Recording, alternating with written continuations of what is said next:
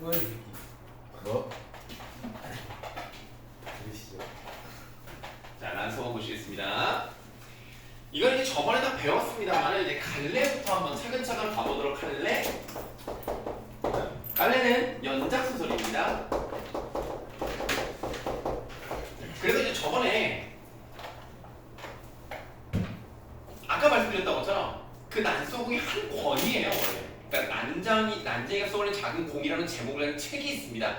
그 책 안에 단편으로서 또 난쟁이가 써올린 작은 공이 있는 거고요. 그래서 이제 사후 같은 경우는 작년에 뭐 메비우스의 띠라던가 내일 금으로 오는 가시복이라던가 은강 노동가족의 생계비라던가 이런 것들을 다 했습니다. 그래서 총 16개의 단편이 있었나? 그런데 그중에 8개를 했어요. 정말 힘들었어요. 그 수업하는데. 그랬습니다. 그러나 다 했습니다. 만약에 올해도 이렇게 나온다? 다 준비는 되어 있고 물론 이제 완전 전문을 다 보지 못해도 7, 80%는 봤습니다. 오케이. 그래서 만약에 올해 또 나온다고 하면 준비는 다 되어 있으니까 말씀만 해주시면 됩니다. 자, 성격 한번 써보도록 할게요. 요 성격은 좀 잘 보셔야 되는데요. 일단 첫 번째 성격이요. 사실적이에요. 이거를 오해하시면 안 되는 게 뭐냐면요.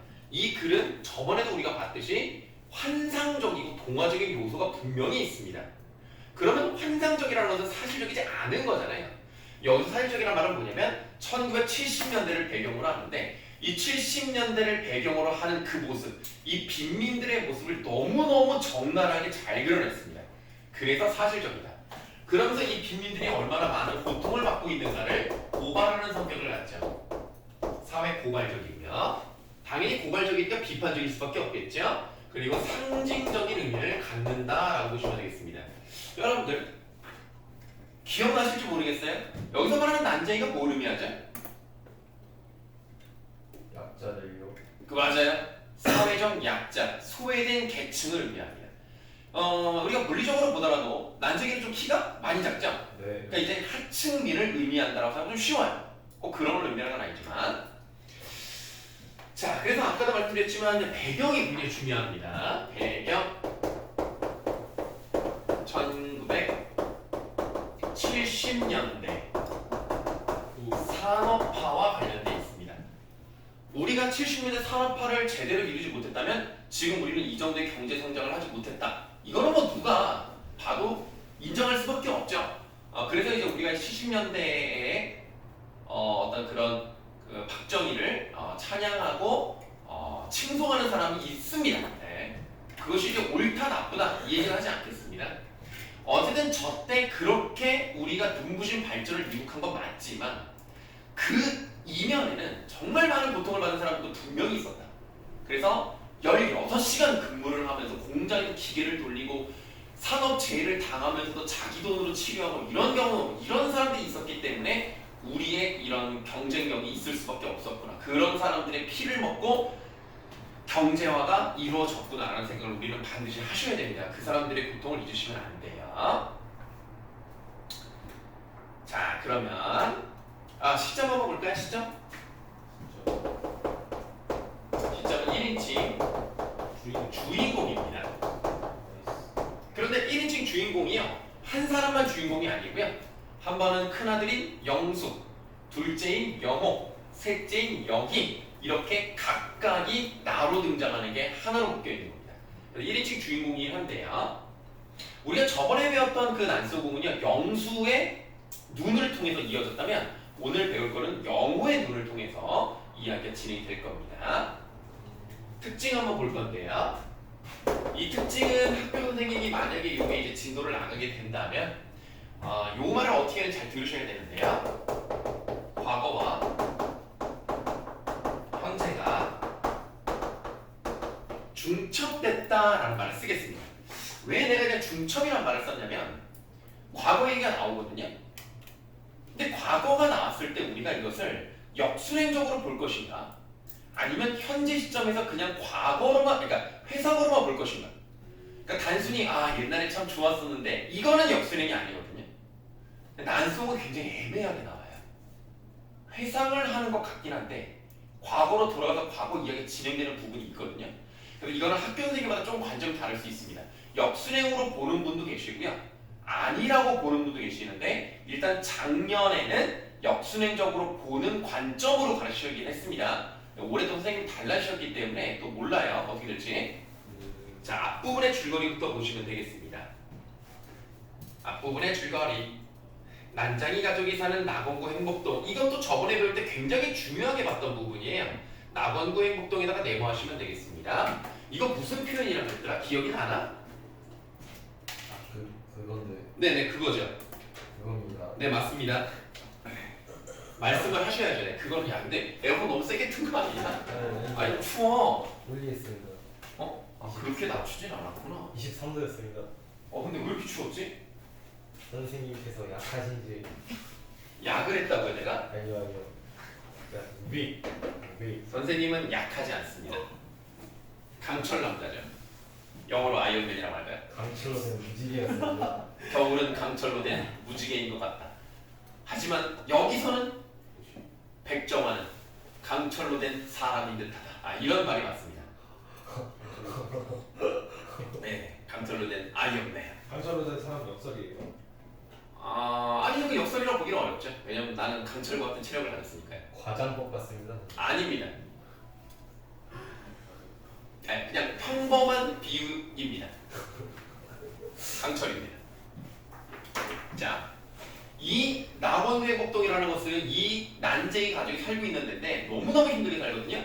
실제로 서울에 낙원구 없어요. 행복동 없어요. 가상의 지명이지만 어떤 느낌을 주고 있느냐? 반어적인 표현이죠. 네, 이거 되게 중요합니다. 이거는 거꾸로 말하는 거예요. 삶이 너무너무 힘든데 살기 좋은 것처럼 이름을 짓지 않았습니까? 네. 그래서 오히려 이런 반어적 표현으로 소외계층에 빈곤함, 그 다음에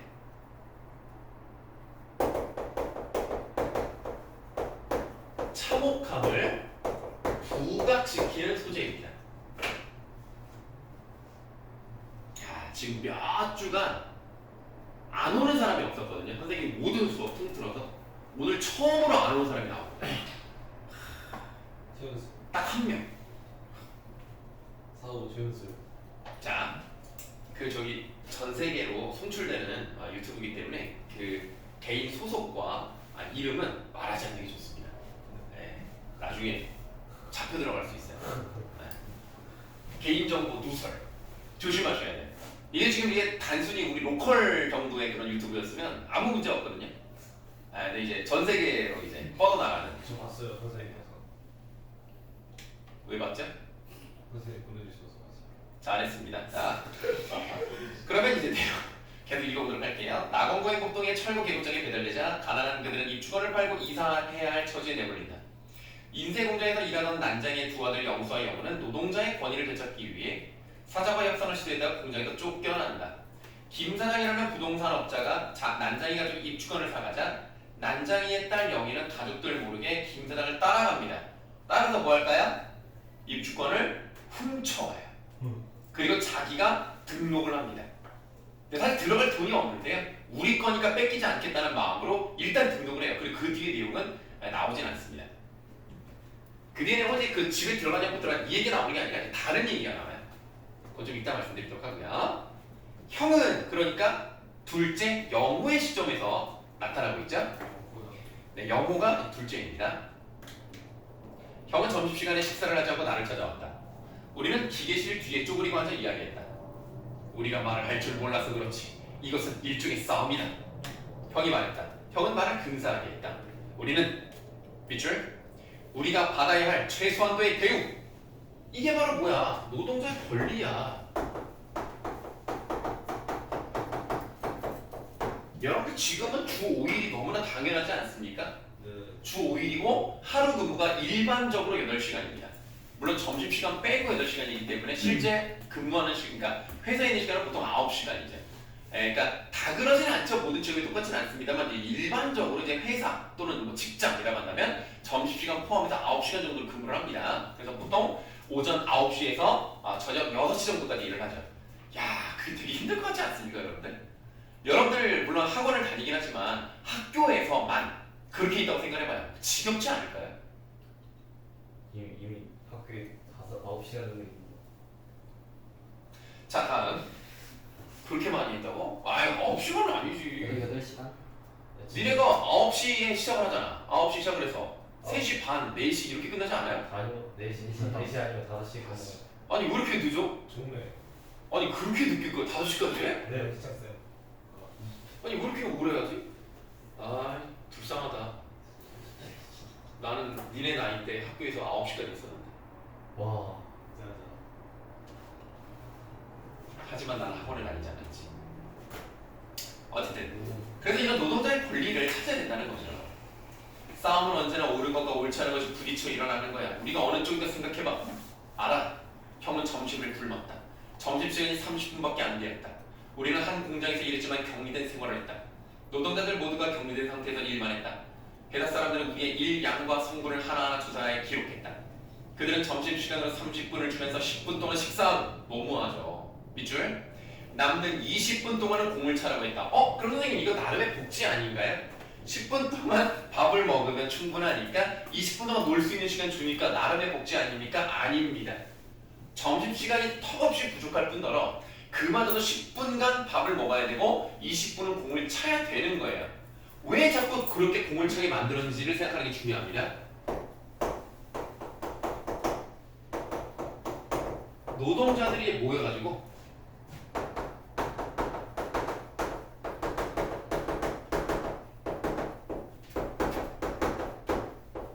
부당한 상황에 대한 논의를 못하게 하려고 하는 거예요. 얘기하지 못하게. 계속 놀면서 땀을 흘려라. 그럼 못하잖아 얘기를. 그래서 자꾸 시켜요. 족구하라고. 그래서 여러분들 그 말죽거리 잔혹사라는 그런 영화가 있습니다. 아주 유명한 영화. 권상우, 한가인 주연. 거기서 권상우가 이 학교의 잘못됨을 깨닫고, 그러니까 그때는 이제 막 폭력적이었거든요. 선생님들이 막 때리고 학교 폭력도 되게 많았어요. 돈 뺏기도 하고 막. 그리고 참 지금은 상상하기도 어렵지만 선생님은 직접 직권을 했습니다. 한 학생이 다른 학생을 칼로 찌르는 거. 와 뭐? 정말 놀랍지 않습니까? 물론 그 학생은 퇴학 당했습니다. 네. 그게 둘이 싸움이 붙었는데 한 애가 일방적으로 좀 맞았어. 그 맞은 애가 약간 문제아였어요. 약간 퇴학 근처 되게 위험한 애였어. 걔는 좀. 걔가 그게 열받아가지고 쉬는 시간 될 때까지 기다렸다가 수업 시간 내내 그 생각만 하다가 바로 종을 딱 찍은 선생님 나간 걸 보고 바로 칼 들고 들어가지고 어깨를 빡! 나 너무 깜짝 놀랐다 이거 진짜. 너 중학생 때였는데. 중학생? 중학생. 그리고 바로 퇴학당했습니다. 조금 그래도 막 찔려가지고 그냥 막 도망가는데 네, 근데 논이 X로 무슨 말이에요? 논의를 하지 못하게 만든다고요. 네네. 얘기가 그렇게 재미가 없었나 보네. 자, 그래서 이제 그런 시대였습니다. 그래서 그 말죽거리 잔혹사를 보면요, 권상우가 아주 유명한 대사를 하죠. 막 밖에 무서워. 창문을 다 깨고 대한민국 학교 다 족박을 해! 그다음에 족구를 막 한다는 거죠. 그건 아니고. 하여튼 그래서 그게 다 진짜 있었던 얘기 아니더라. 그게 과장이 아니란다. 나는 그걸 보면서 정말 학교가 그랬다. 물론 패싸움까지는 안 했지만 좀 그래 뭐 일부 과장이 조금 있을 수 있지만 진짜 학교가 거의 뭐 그냥 말 안 듣고 패고 막 그랬어. 자, 그래서 우리들은 조금만 다니다가 죽어라 꿈만 찼다. 서로 어울리지 못하고 간격을 둔 채 땀만 뻘뻘 흘렸다. 우리는 제대로 쉬지도 못하고 일했다. 공장은 우리에게 일방적으로 원하기만 했다. 밑줄 탁한 공기와 소음 속에서 밤중까지 일을 했다. 너무너무 열악해요.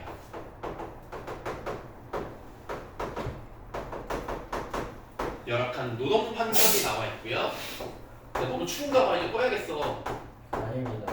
아니야 좀 추워. 알겠습니다. 이따 또 켜. 자, 노동력을 착취하죠. 그러니까 최소한의 권리도 인정받지 못하고 있는, 보장받지 못하는 그런 최악의 상황이죠. 물론 우리가 금방 죽어가는 상태는 아니었다. 그러나 작업 환경의 악조건과 흘린 땀에 못 미치는 보수가 우리의 신경을 팽팽하게 잡아당겼다. 그래서 자랄 나이에 제대로 자라지 못하는 네모하세요 발육 부조 현상. 저 쉽게 말하면 잘 크지 못한다. 성장하지 못한다. 이 말이 아니 뭐 어른 됐는데 뭔 성장이라고 할 수 있습니다만 여기서 옛날에 일하는 애들은 학생임에도 불구하고 학업을 포기하고 이런 애들도 있었기 때문에 이렇게 성장을 제대로 못한다는 말이 나오는 거죠. 바로 이러한 것들이 빈부격차를 드러내는 겁니다.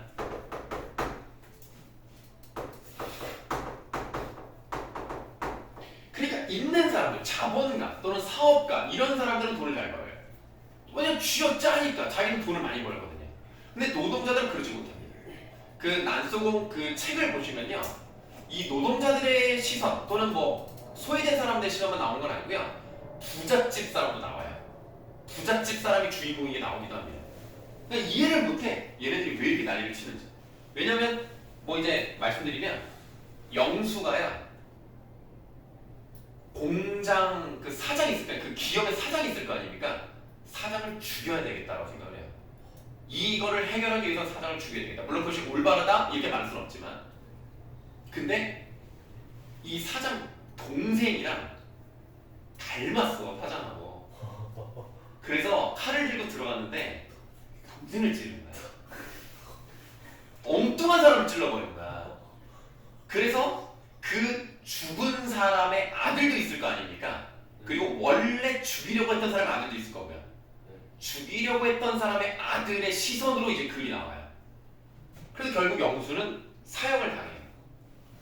사형을 당했다는 말은 나오지 않습니다만 감옥에 들어가서 다시는 나오지 못했다는 말이 나와요. 이게 무기징역을 말하는 게 아니라 그 뼈가루가 나왔다라던가 뭐 이런 표현이 있습니다. 죽었다는 거죠. 근데 결국 영수는 비참하게 삶을 마감합니다. 자, 다음. 회사 사람들과 우리의 이해는 늘 상반되었다. 사장은 종종 불황이라는 말을 사용했다. 그와 그의 참모들은 밑줄 우리에게 쓰는 여러 가지의 억압이라고 되어 있죠. 이것이 바로 노동자들에게 가해지는 유무형의 폭력들을 말하죠.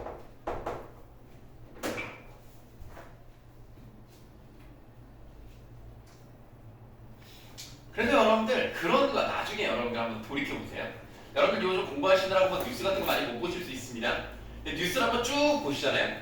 1년간 쭉 보시면 한 번도 경제가 좋아졌다는 말을 하지 않아요.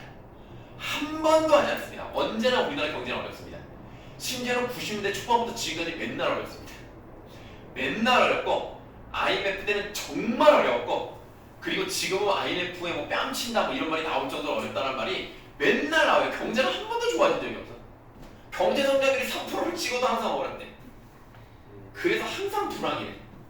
이런 말들을 합니다. 그러니까 불황이란 말은 뭐야? 회사가 어렵다는 말이지. 회사가 어렵다는 뭐야? 니네 거 다 못 챙겨준다는 얘기지. 니네 거 챙겨주면 회사가 망해. 그거 괜찮아? 회사 망해도 되겠어? 니네 돈 안 벌어도 돼? 이런 식으로 자꾸 억압을 해요. 그러니까 사람들이 불안하니까 그냥 일을 해. 자, 그렇게 불황이라는 말을 이용을 했고요. 그렇지 않을 때는 힘껏 일한 다음 노사가 공평히 나누어 갖게 될 불에 대해 이야기를 합니다.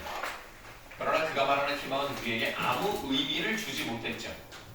우리는 그 희망 대신 간이 알맞은 무말랭이가 우리의 공장 시작에 도우르기를 더 원했다. 변화는 없었다. 나빠질 뿐이었다. 한 해에 2번 있던 승급이 한 번으로 줄었다. 야간 작업수당도 많이 줄었다. 노동자도 줄였다. 일량은 많아지고 작업시간은 늘었다. 돈을 받는 날 우리 노동자들은 더욱 말조심을 했다. 옆에 있는 동료도 믿기 어려웠다. 밑줄 부당한 처사에 대해 말한 자는 아무도 모르게 쫓겨났다. 그래서 누가 쫓겨난 거야? 영수랑 영호가 쫓겨나게 되는 거야. 그렇게만 쓸게요. 영수와 영호가 쫓겨난 이유. 이렇게 정리만 해서 쓰시면 돼요. 여러분 기억나실지 모르겠네요. 우리 저번에 단서공 배웠을 때 우리 집에 들어오는 사람들 다 내가 어떻게 뭐 해결할 거야 뭐 이런 식으로 얘기해가지고 뭐 우리 집은 아무데도 안 간다. 우리 여기서 사는 거야. 뭐 이렇게 말했던 사람 누굽니까? 영호요. 영호였죠? 영호가 말은 잘하는데 실제로 행동으로 옮긴 사람은 영수였습니다. 영호는 이 뒤로 별 역할이 없어요.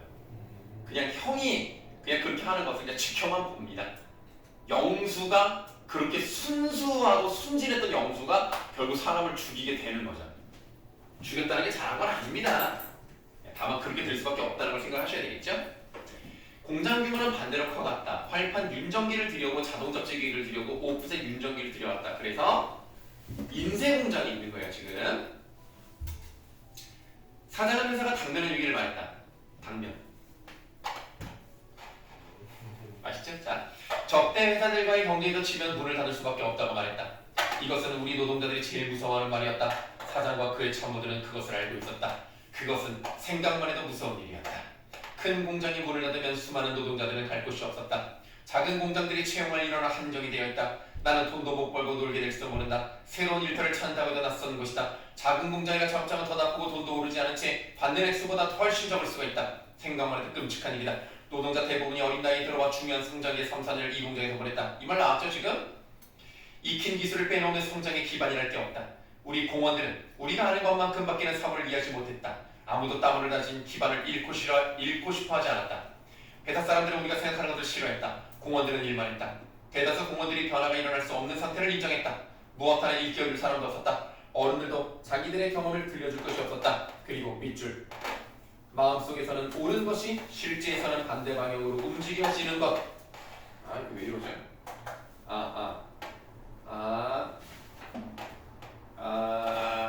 자, 지금 우리 밑줄 신곡으로 뭐라고 해? 올바르지 않은 현실이죠. 이치에 맞지 않죠. 이치에 맞지 않는다. 이것을 세 글자로 뭐라고 할까요? 한자로. 아니 토리부동이 아니고 세 글자로 이치에 맞지 않는다. 불치. 부조리라고 합니다. 바로 부조리한 현실에 대한 이야기를 하고 있죠. 엠마 정신 차려.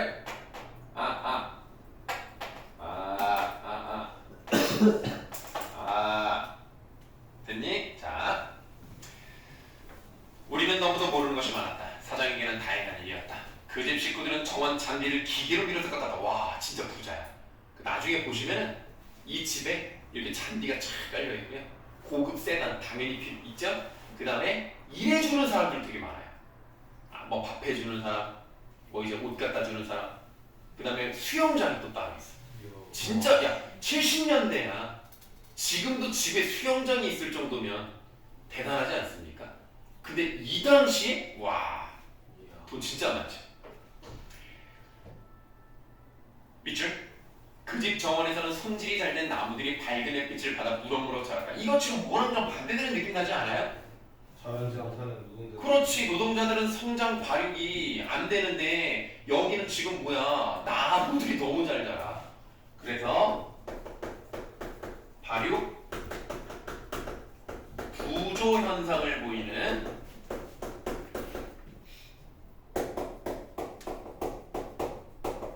공원들과 대조적입니다.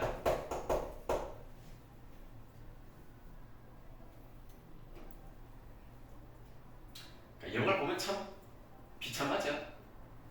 그 집 나무들은 나무 종합병원에서 나온 나무 의사들이 돌봤어요. 별게 다 있네.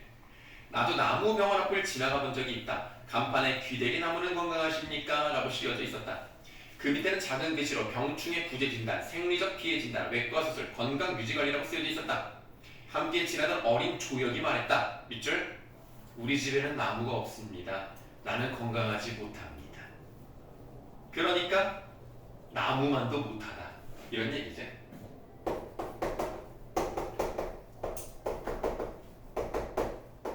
나무보다 못한 노동자의 삶을 풍자하고 있다. 다음 쪽.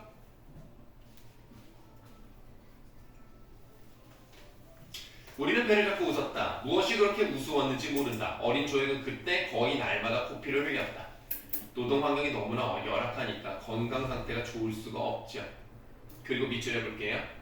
형은 웃옷을 벗어 나의 등에 얹어주었다. 요 부분은 일단 이렇게 한번 써볼게요.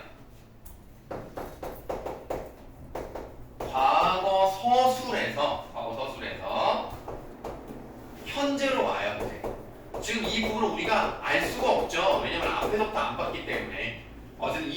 현재로 돌아오는 부분인데요. 현재 지금 뭐를 하고 있냐면 지금 영희가 없어졌잖아요.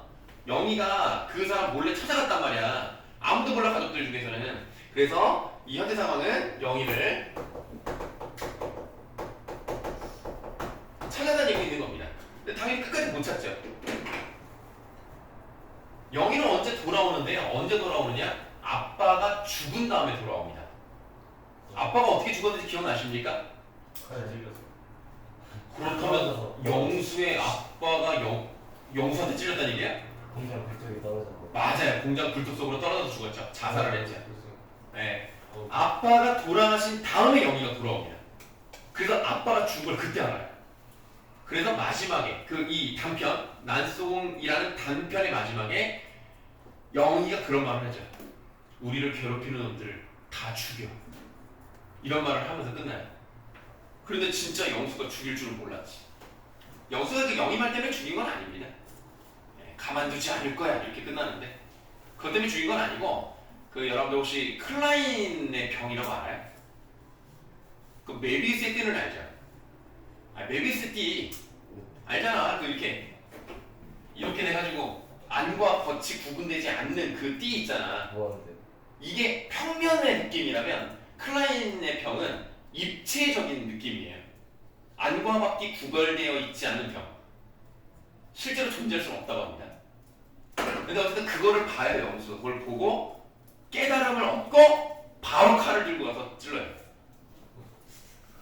내용이 좀 복잡하기 때문에 다 말씀드리기 어렵고 하여튼 그 병을 보고 깨닫고 가서 죽입니다. 왜요? 다음. 풀숲에서 들어선 형의 바지가랑이도 이슬에 젖었다.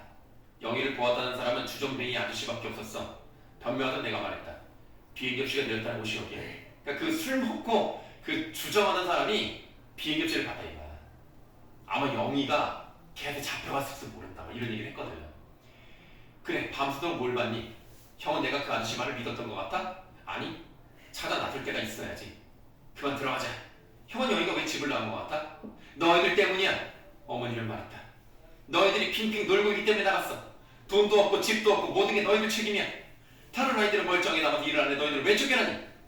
그러니까 엄마는요, 잘못된 상황에 대해서 정하는 걸 원하지 않습니다.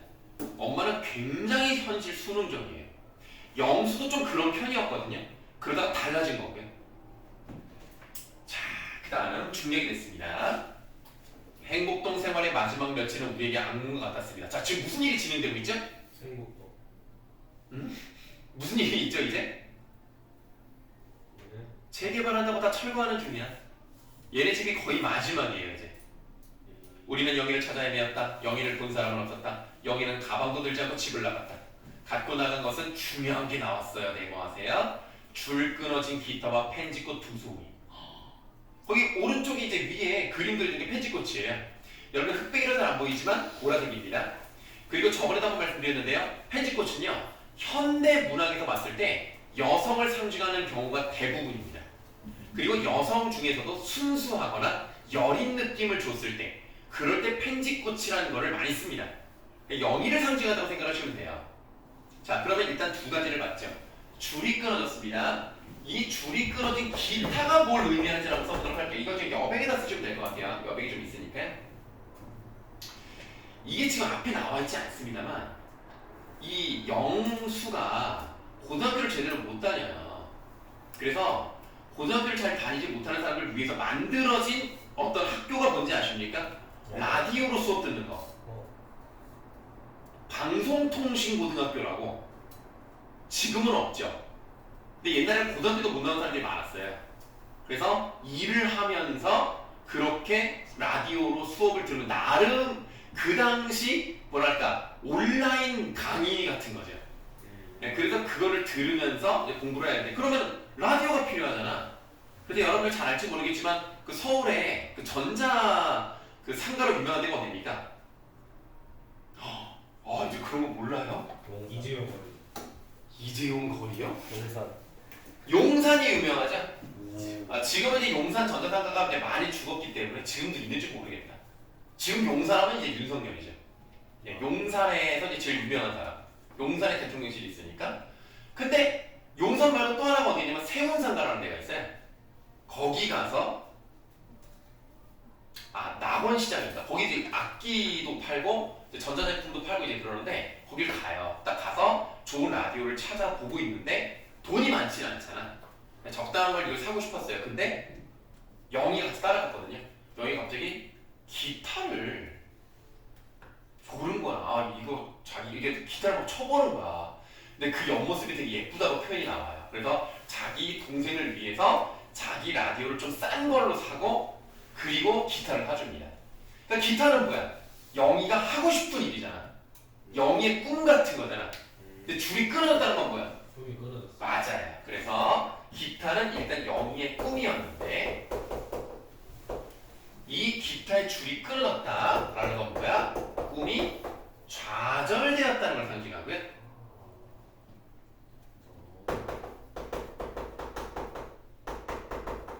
펜지꽃은 무엇을 의미하느냐? 가냘프고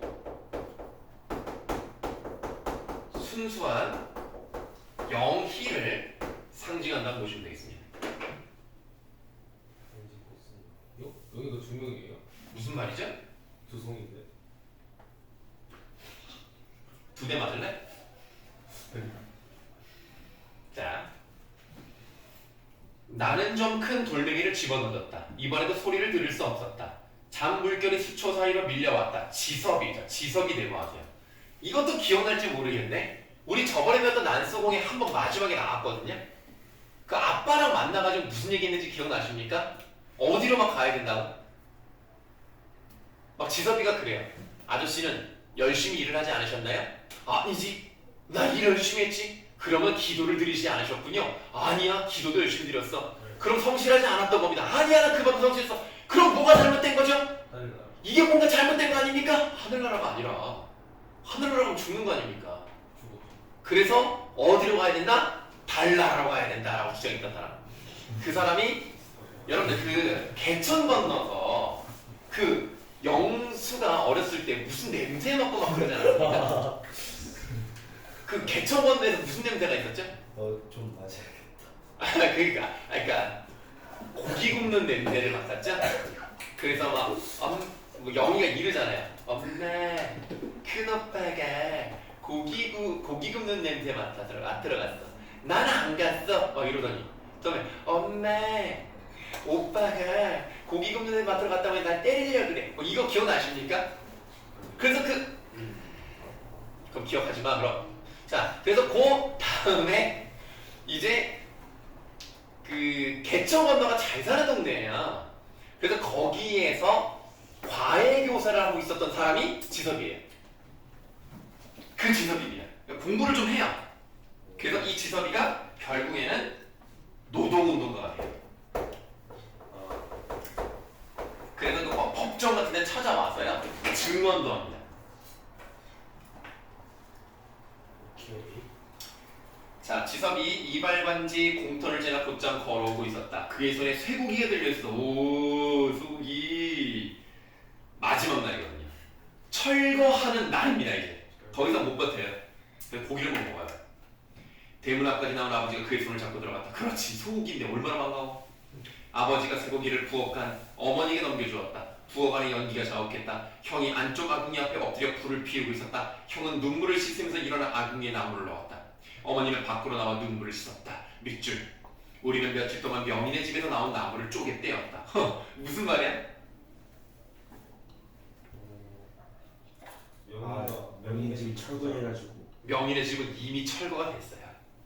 그렇게 쓰세요. 명인의 집은 이미 철거됨.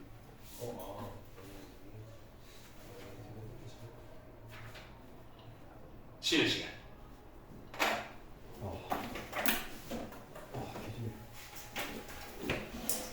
선생님 최연세 DM 안 봐요.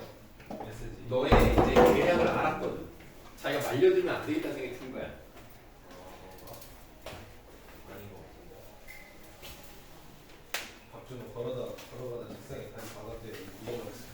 뭐라고? 우연스럽게 DM한 사람.